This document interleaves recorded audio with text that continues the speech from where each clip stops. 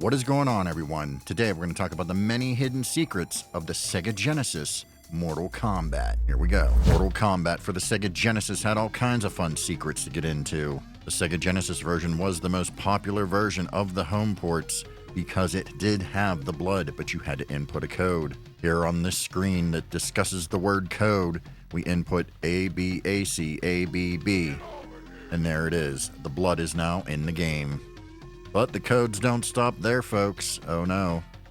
Because on the main start screen, if we hit down, up, left, A, right, down, we have cheats enabled. If you're playing on the Mortal Kombat Legacy Collection, you will not have to input these, as you can simply turn them on in the settings menu before you start a game.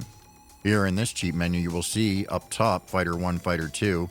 You can select those to change the images on the left and right hand sides of the screen, but it also works for the demo down here where you can see their cameos, endings, and more. Plan base actually changes the order of the fighters on the battle plan, so 1, 2, 3, and 4 are different lineups, which will come into play later for a different secret we're going to talk about. Down here you can choose which chop you would like to demo, aka test your might. You can also select how many times it appears during a 1-player game or a 2-player game, and down here at demo we can select chop to demo it.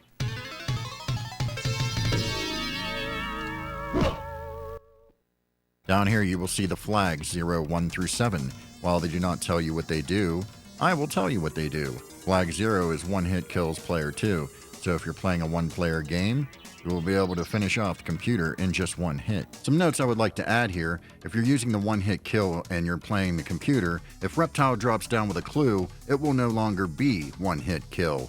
And also, on endurance rounds, the first fighter will be one-hit kill, but the second fighter will not, so keep that in mind.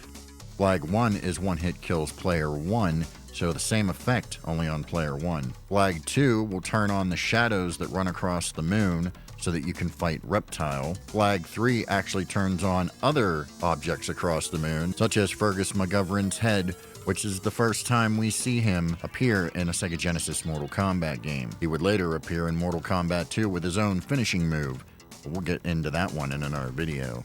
You also see the letters BYC with this flag on. I will say that in the Mortal Kombat Legacy Collection, Flag 3 will not work because they've chosen to use Revision A or Revision 1.0 of Mortal Kombat for Sega Genesis. In that revision, this option was pretty much removed. I've tried everything I could think of. I've actually played the revision on a ROM separately to make sure it was just the revision as a problem, and that is the case. Legacy Collection is not the reason that it doesn't work. It is not an emulation issue. It's just simply the revision of that game does not have Flag 3 that actually works. Unless it pops up randomly and I played for hours and never saw it, so who knows. Flag number 4 will turn on the Reptile clues, where he drops down and gives you a clue about where he is. Flag number 5 is infinite continues. Flag number 6, the computer will always do a fatality on you. And flag number 7, you will always fight at the palace gates. Going on from there, blood on, obviously, you can turn it off or back on, cheat on or off. And then down here, we have the ability to select which map we want to start at. There is a lesser known secret in the Sega Genesis Mortal Kombat, and that is Secret Sonya. That's right, you can fight a secret version of Sonya by doing the following. Put in your cheat menu, you want to select your plan base as 3, and this way Sonya will be a second fighter in one of the endurance rounds. It has to be the first or second endurance round.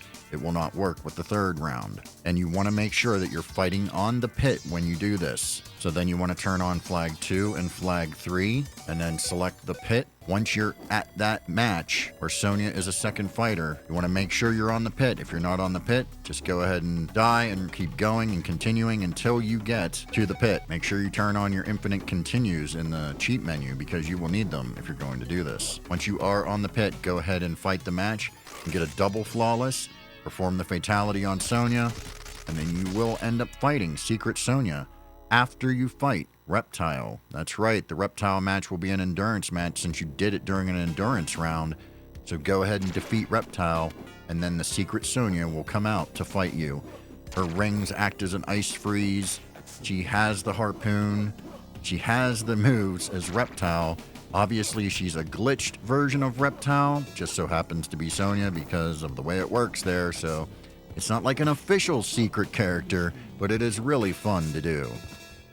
And yes, you can do this on the Legacy Collection, as Secret Sonya is in all revisions of the Genesis version of the game. So there you go, the many hidden secrets of the Sega Genesis Mortal Kombat. This is by far and away my favorite home version of this. First home version of it I ever had, obviously, because this had the blood and Super Nintendo didn't. We knew this because GamePro told us before we even got to the release. So yeah, Mortal Kombat on Sega Genesis, hold this one very dear to the heart. And man, what a great version. And super bonky donk. If you like this kind of thing, make sure you hit the subscribe button and the notification bell so you're notified when I upload more videos. And with that said, I will catch you all down the road.